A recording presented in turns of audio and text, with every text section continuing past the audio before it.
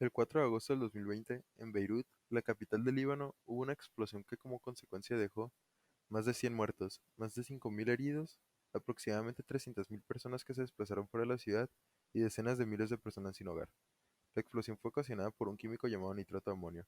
En el puerto de Beirut había específicamente 2.750 toneladas que llevan 6 años almacenadas en el puerto de la capital del Líbano sin las medidas de seguridad adecuadas. Esta sustancia necesita ser almacenada bajo estrictas medidas de seguridad, al ser un químico explosivo altamente potente, ya que cosas como tener un índice alto de humedad puede causar que todo el nitrato de amonio se haga un gran bloque, el cual puede causar una explosión mayor. El amonio no se quema de la nada, por lo que tuvo que haber una ignición previa a la explosión del nitrato de amonio.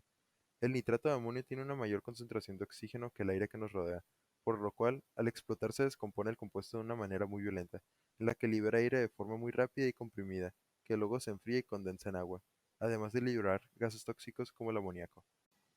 ¿Cuáles son los usos del nitrato de amonio? El principal causante o protagonista de la explosión en Beirut, como ya se mencionó anteriormente, fue el nitrato de amonio, el cual es un químico sólido blanco formado por la reacción entre iones de nitrato y amonio, por lo que se le considera altamente reactivo.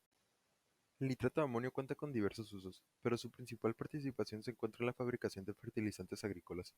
El gran uso de este compuesto químico en la agricultura se debe a que es considerado el fertilizante más potente, económico y práctico del mercado, y es por esto por lo que sigue almacenando en grandes cantidades en puertos y otros lugares del mundo. En realidad, muchos de los agricultores lo consideran indispensable y es adquirido en cantidades exorbitantes, pues el compuesto es directamente aceptado y procesado por la planta debido a que está aprovechando completamente el nitrógeno del compuesto.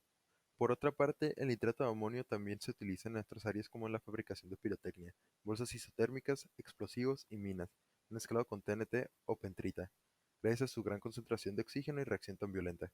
El nitrato de amonio tiene dos posibles reacciones de descomposición.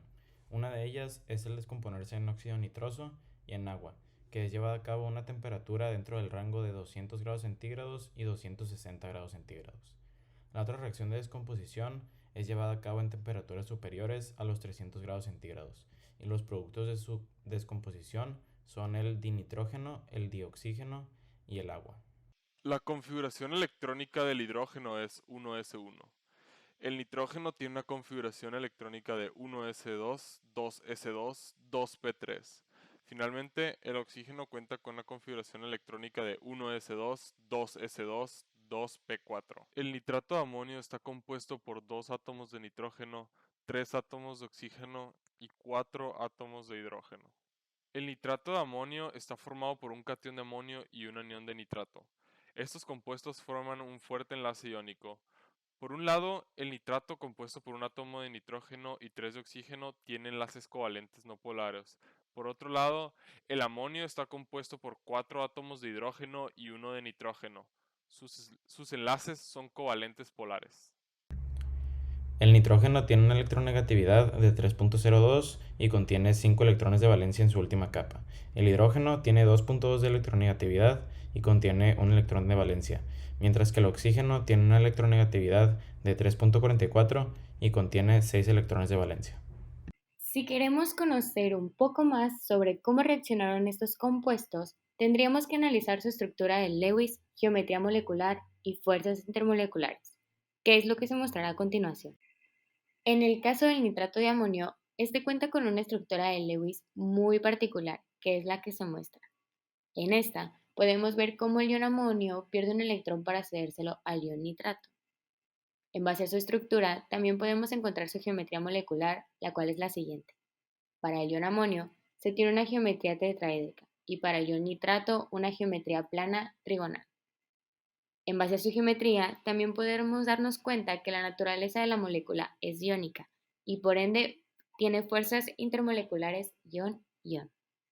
En cuanto al óxido nitroso, su estructura de Lewis es esta y podemos ver cómo cuenta con un triple enlace entre los nitrógenos. En cuanto a su geometría molecular, esta es lineal y la molécula es polar. Es por esto que sabemos que sus fuerzas intermoleculares solamente podrían ser del tipo dipolo-dipolo, ion-dipolo y dipolo inducido dipolo. Luego tenemos la molécula del agua, la cual tiene una estructura de Lewis simple, solamente que cuenta con dos pares libres de electrones. Su geometría es angular y la molécula es polar. Es por esto que puede formar fuerzas intermoleculares del tipo dipolo-dipolo, ion-dipolo y dipolo inducido dipolo. Pero además, como esta tiene enlaces entre oxígeno e hidrógeno, también puede formar puentes de hidrógeno. Por último, están las moléculas del nitrógeno y oxígeno. Sus estructuras de Lewis son las siguientes. Podemos ver que estas son simples, solamente cuentan con dobles y triples enlaces. En ambos compuestos su geometría es lineal y son no polares. Es por esto que solamente pueden formar fuerzas intermoleculares de tipo fuerzas de London, ion dipolo inducido y dipolo inducido dipolo. En cuanto a las propiedades físico-químicas de los compuestos, estas se ven afectadas por las fuerzas intermoleculares.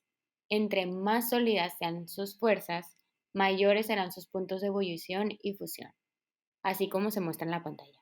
Siguiendo la ley de los gases ideales y despejando la presión, mientras la cantidad de sustancia y el volumen sean constantes en la reacción, la temperatura es directamente proporcional a la presión, ya que la temperatura se encuentra en el numerador de la fracción. Por lo tanto, al descomponerse el nitrato de amonio, este libera una gran cantidad de calor, subiendo la temperatura y finalmente subiendo la presión. Este acontecimiento nos deja como enseñanza la importancia de la existencia de normas tan estrictas sobre los químicos peligrosos como el nitrato de amonio, ya que si no se trata de la manera correcta pueden pasar accidentes con grandes consecuencias como lo fue en Beirut, donde las autoridades no hicieron un uso correcto y responsable del químico, dejando así consecuencias ambientales, económicas y sociales que lo siguen repercutiendo hoy en día. En conclusión, este proyecto me ayudó a visualizar la importancia de las medidas de seguridad de toda sustancia y me permitió darme cuenta que la química es la responsable y se encuentra dentro de todos los sucesos o procesos que se dan en el día a día. Este tema y reto me dejó muy en claro la importancia de la química y sus reacciones en situaciones cotidianas, y la importancia del estar informado y el uso responsable de las mismas para evitar accidentes como lo fue en este caso. En conclusión, esta tragedia pudo haber sido evitada manteniendo protocolos de seguridad más rigurosos en cuanto a almacenamiento y seguridad en la frontera. Dar a entender el peligro que compuestos como este pueden tener desde un punto de vista químico es una buena herramienta para que las personas comunes puedan entender el peligro que conlleva su transporte y uso. Este tema me ayudó a comprender la importancia del buen manejo de los químicos, el conocimiento de sus reacciones en dadas situaciones y las medidas de seguridad que se pueden utilizar para que no sucedan accidentes.